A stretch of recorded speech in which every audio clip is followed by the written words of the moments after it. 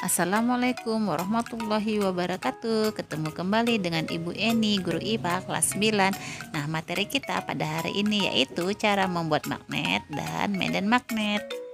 Nah, materi kita pada yang pertama yaitu cara membuat magnet.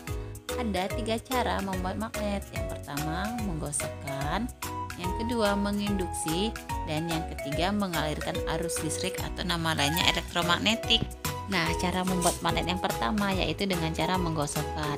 Besi atau baja dapat dibuat magnet antara lain dengan cara menggosokkan salah satu ujung magnet tetap di sepanjang batang besi atau baja ke satu arah secara berulang-ulang. Ujung-ujung besi yang digosokkan akan terbentuk kutub-kutub magnet. Kutub-kutub yang terbentuk tergantung pada kutub magnet yang digunakan untuk menggosok. Nah, pada ujung terakhir besi yang digosok akan mempunyai kutub yang berlawanan dengan kutub ujung magnet penggosoknya.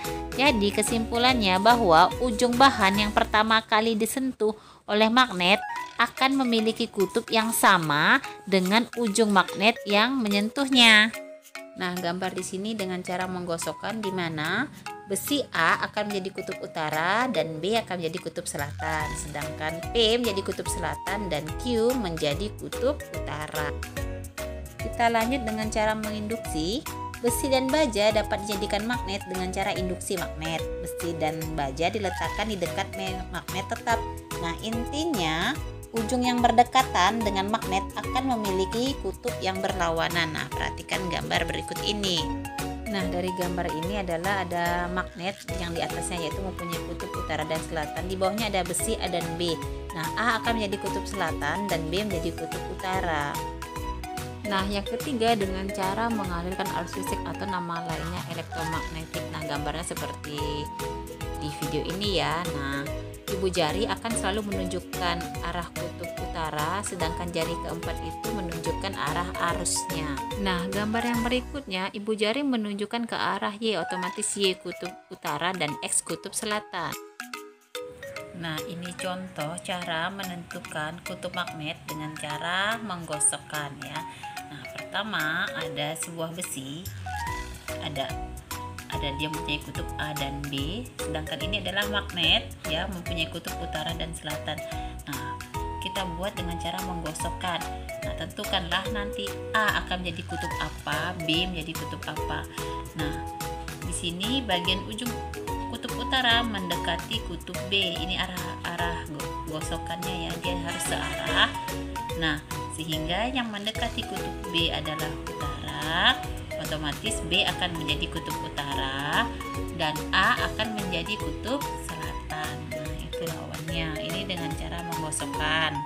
Nah, yang mana mendekati dulu, nah ujung kutubnya akan menjadi kutub yang senama dengan yang digosokkan. Kemudian menginduksi. Menginduksi ini bagaimana caranya magnet itu saling tarik menarik. Nah, kita ambil contoh di sini ya. Di sini ada 3 buah besi ya. 1, 2, 3 dan ini adalah magnet. Nah, di sini ada magnet utara dan selatan kutubnya ya, kutub utara dan selatan. Kita akan persoalannya di sini tentukan A kutub apa, B apa, C apa, D apa, E apa, dan F itu apa.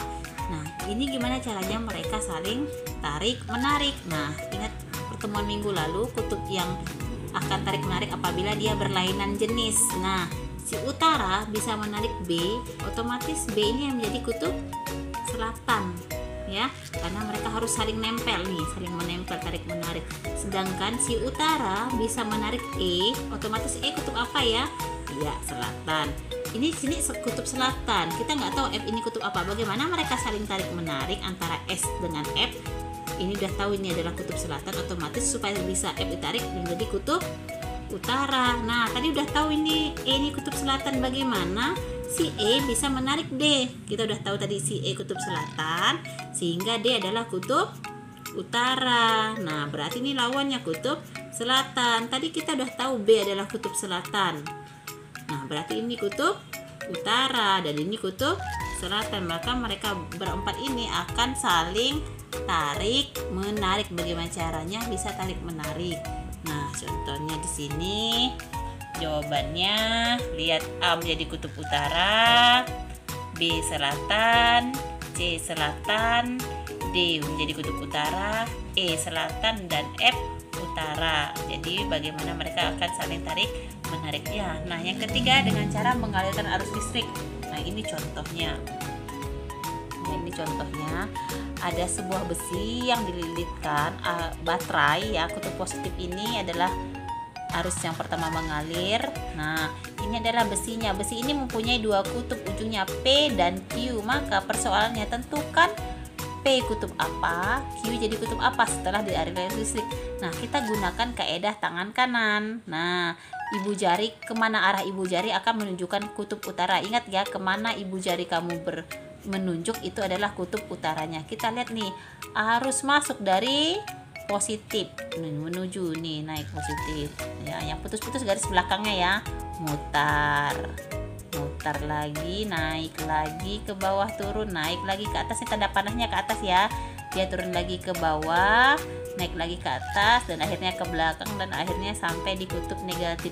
Nah, cara menentukan kutub V dan Q kita gunakan kaidah tangan kanan, di mana tadi ibu jari sebagai kutub utara. Yang garis di atas ini adalah garis keempat jari kita. Nah, ibu gambarkan seperti ini. Nah, lihat ya. Nah, karena arah ininya ke atas, maka jari kita harus mengarah ke atas. Nah, ibu jari kita ini mengarah ke P atau Q. Lihat, ibu jari kita ini mengarah ke P atau Q. Nah, lihat ya, kan kenapa jarinya harus ke atas? Karena arah panahnya ini dia di arah atas. Kalau nanti arah panahnya ke bawah, tangan kita ginikan saja. Ya. Nah, seperti ini. Jadi kita udah tahu P ditunjukkan oleh ibu jari, sehingga P menjadi kutub utara dan Q adalah kutub selatan. Jadi kemana ibu jari kita bertunjuk, situlah kutub utaranya ya, dengan patokan arah arus yang ini, berarti ke arah atas seperti ini. Nah, jadi P kutub utara dan Q kutub selatan. Nah, itu saja penjelasan dari ibu, semoga dapat dipahami dengan baik. Wassalamualaikum warahmatullahi wabarakatuh.